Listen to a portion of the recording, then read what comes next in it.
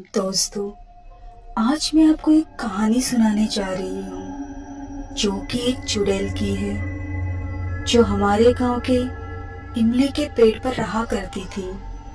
मेरे गांव से 1 किलोमीटर दूरी पर एक बड़ा सा इमली का पेड़ है।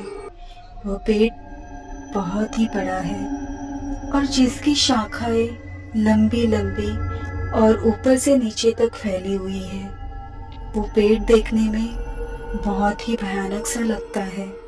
मेरे तो उस दिन की घटना के बाद रोंगटे खड़े हो जाते हैं। शायद आप लोगों में से कोई मानता हो या ना मानता हो, लेकिन मैं तो जरूर मानती हूँ कि भूत, चुड़ैल और आत्माएं होती हैं। हर गली, हर चौराहे पर ऐसी बुरी आत्माएं होती हैं। वो तब तक हमें नहीं दिखती जब तक वो हमें दिखना नहीं चाहती है। मैं आपको एक ऐसी ही सच्ची घटना जो मेरी माँ के साथ उनके बचपन में घटी थी वो बताने जा रही हूँ। मेरी माँ और मेरे मामा जंगल में इमली के पेड़ से इमली गिराते थे। उन्हें इमली गिराना और जमा करके उसे खाना, उसमें बहुत ही आनंद आता था। गांव से 1 किलोमीटर की दूरी पर वो इमली का पेड़ है। उसे बहुत सारी इमली लगती है। मेरी माँ और मेरे मामा अक्सर उस इमली के पेड़ के पास इमली गिराने के लिए जाया करते थे। इमली को गिराकर वो दोनों इमली खाया करते थे और बची हुई इमली घर लेकर जाया करते थे। उन्हें अक्सर गांव के लोगों ने और उनकी माँ ने इमली के पेड़ के पास जाने से मना किया था, क्योंकि उस पेड़ पर एक चुड़ैल रहती है और गांव के लोगों ने कई बार उस चुड़ैल को उस इमली के पेड़ के पास देखा था। मेरी माँ और मेरे मामा, उन्हें ये लगता था कि ये बड़े लोग हम बच्चों को यूं ही डराने के लिए चुड़ैल की कहानी बता रहे हैं, लेकिन उन्हें ये पता नहीं था कि भूत और पिशाच उनका अपना एक समय रहता है। उसी समय ही वो दिखाई देते हैं और जो भी उनके चंगुल में आ जाता है वो उन्हें कभी जाने नहीं देते। मेरी माँ और मेरे मामा ने यह तय किया था, जब घर वाले अपना दोपहर का भोजन करने के बाद विश्राम करते हैं तब हम जंगल में चले जाएंगे। इसलिए वो दोनों चुपके से घर से जंगल की ओर जाने के लिए निकल पड़े।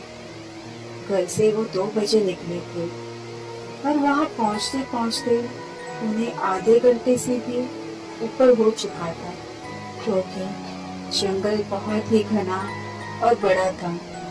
अब उन्हें दूर से ही वो इमली का पेड़ नजर आ रहा था और इमली का पेड़ देखकर वो दोनों जल्दी से उस पेड़ के पास पहुंच गए। पेड़ के पास पहुंचकर उन्होंने इमलियां तोड़ने शुरू किया। उतने में ही उन्हें एक औरत की डरावनी सी आवाज सुनाई दी। वो आवाज इतनी डरावनी थी कि उन्हें कुछ समझ नहीं आ रहा था। वो दोनों काफी डर गए थे और उन्होंने वहां से भागना ही मुनासिब समझा। वो दोनों वहां से भागने लगे। थोड़ी दूरी पर पहुंचने पर उन दोनों ने जब पीछे मुड़कर देखा तो उनके होश उड़ गए। उन्होंने देखा एक डरावनी सी औरत पेड़ के सबसे ऊंची डाली पर झूला झूल रही थी और एकटक उन्हीं को देख रही थी। ये सब देखकर माँ और मामा दोनों भी डर गए थे। उन्हें कुछ भी समझ में नहीं आ रहा था कि कैसे एक औरत पेड़ के सबसे ऊंची डाली पर झूले पर झूल रही है। इतनी ऊंचाई पर झूला किसने बांधा होगा? वो सब हैरानी से ये सब देख ही रहे थे। उन्हें अब समझ आ चुका था कि वो औरत कोई साधारण औरत नहीं है। हो सकता है कि वो वही चुड़ैल हो जिसका जिक्र घर वाले और गाँव वालों ने किया था। घर पहुंचने पर उन्होंने उनके साथ जो भी कुछ हुआ था वो सारी बातें बताई और उस दिन के बाद दोनों कभी भी उस जंगल में इमली तोड़ने के लिए नहीं गए। तो दोस्तों, ये थी मेरी माँ के बचपन की कहानी जो उनके साथ घटित हुई थी। और अब आगे की कहानी जो हमने अनुभव की थी। जब हम गर्मियों की छुट्टियों में गांव गए, तब हमने अपने मामा से कोई डरावनी कहानी सुनाने की जिद की। मामा ने हमें उनके और हमारी माँ की बचपन की घटी हुई इमली की पेड़ पर रहने वाली चुड़ैल की डरावनी कहानी सुनाई। वो कहानी सुनने के बाद हमें भी जंगल में इमली की पेड़ पर रहने वाली उस डरावनी सी चुड़ैल देखने की इच्छा होने लगी और हमने वहां जाने का फैसला किया। और दोस्तों, आगे हमारे साथ क्या हुआ, आगे की कहानी जानने के लिए हमारे चैनल रिधिमा एंटरटेनमेंट को जल्द से जल्द सब्सक्राइब कीजिए। तो चले जानते हैं हमारे साथ क्या हुआ था उस इमली के पेड़ के पास। अब तक तो आपने देखा होगा कि कैसे मेरी माँ और मामा ने चुड़ैल का सामना किया था, और अब हमारी बारी थी। जब हमें मामा ने उनकी और हमारी माँ की बचपन की चुड़ैल वाली कहानी बताई, तब हम सबको वो इमली की पेड़ पर रहने वाली चुड़ैल को देखने की इच्छा हुई। हमें भी माँ और मामा ने उस जंगल की ओर जाने से मना किया था।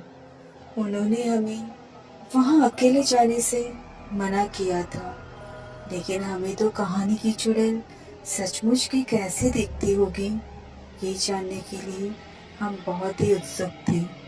इसलिए हमने वहाँ जाने के लिए एक दिन चुना। हमने देखा घर के सभी लोग अपने अपने काम में व्यस्त हैं। ये मौका देखकर हम सब भाई बहन जंगल की दिशा में भागने लगे।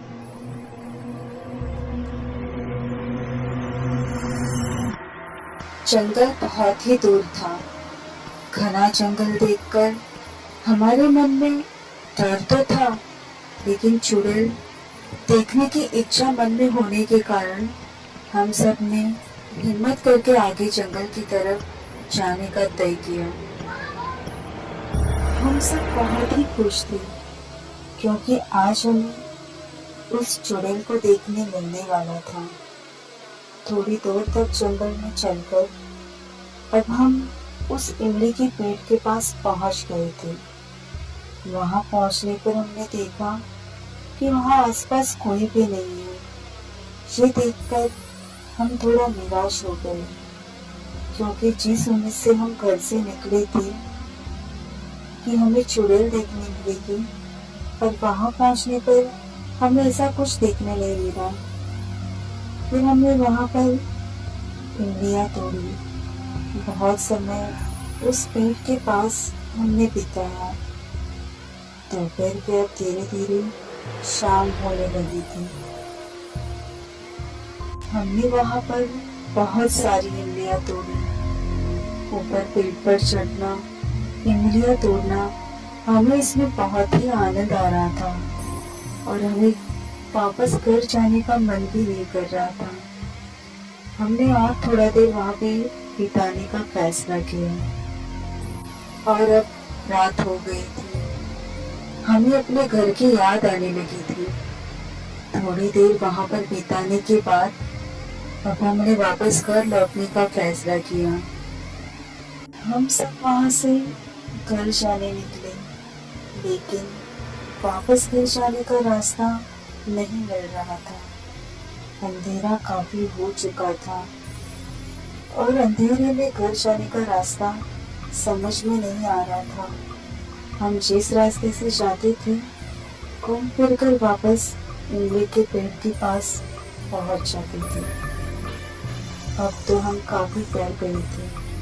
हमें कुछ भी समझ में नहीं आ रहा था कि ये हमारे साथ क्या हो रहा है।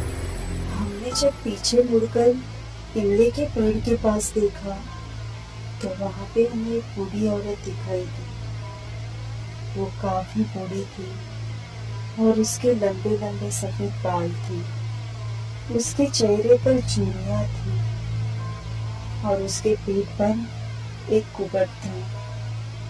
सफेद साड़ी और सफेद बाल खुले छोड़कर वो अंधेरे में उस इमली के पेड़ के नीचे खड़ी थी और हमारी तरफ एक टकटकी लगाकर देख रही थी। उसके आंखों में बहुत ही गुस्सा दिखाई दे रहा था। उसने हमें उसके पास आने कहा। हम सब डरते डरते उसके पास पहुंच गए। फिर उसने हमसे पूछा, इतनी रात गए तुम सब लोग यहाँ पर क्या कर रहे हो? क्या तुम लोगों को किसी ने बताया नहीं है कि इस इमली के पेड़ के पास इतनी रात गए नहीं आना चाहिए? वो बूढ़ी औरत बहुत ही डरावनी सी दिखाई दे रही थी। हम सब उसे देखकर बहुत ही डर गए थे। हमने डरते डरते उसे कहा, हम इस गांव में नए हैं, हम जंगल घूमने आए थे और हम घूमते घूमते यहाँ पर पहुँच गए, लेकिन हम इस जंगल में खो गए। हमें वापस घर जाने का रास्ता इस अंधेरे में नहीं मिल रहा है।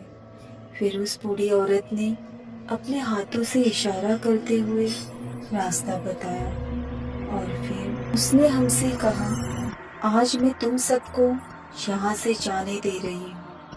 अगर फिर कभी तुम लोग इस समय मुझे इस पेड़ के पास दिखाई दिए तो मैं तुम लोगों को नहीं छोड़ूंगी।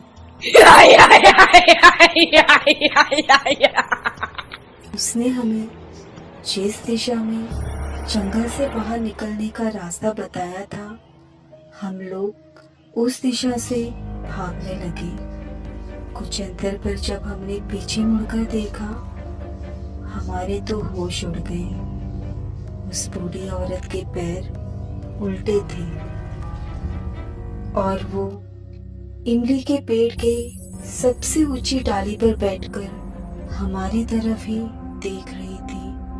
कभी वो हमें पेड़ के डाली पर बैठी हुई दिखाई देती थी तो कभी पेड़ के नीचे बैठी नजर आ रही थी।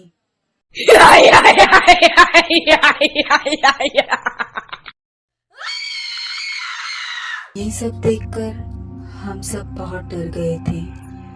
अब हमें वो सारी बातें याद आने लगी थी जो हमें हमारी माँ और मामा ने उस चुड़ैल के बारे में बताई थी। हमारी आंखों के सामने उस चुड़ैल का डरावना सा चेहरा आ रहा था और उसकी डरावनी सी हंसी सुनकर तो पूरे जंगल में उसी की डरावनी हंसी गूंजने लगी थी।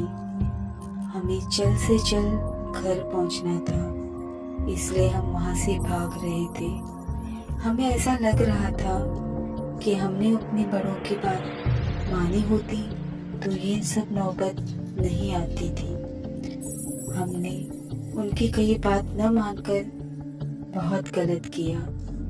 अगर उस चुड़ैल ने हमें उस जंगल में मार डाला होता तो क्या होता? ये सारी बातें सोचकर हम बहुत डर गए थे और अब हमारे मन से चुड़ैल देखने की इच्छा भी खत्म हो चुकी थी। अब हम जंगल से बाहर निकल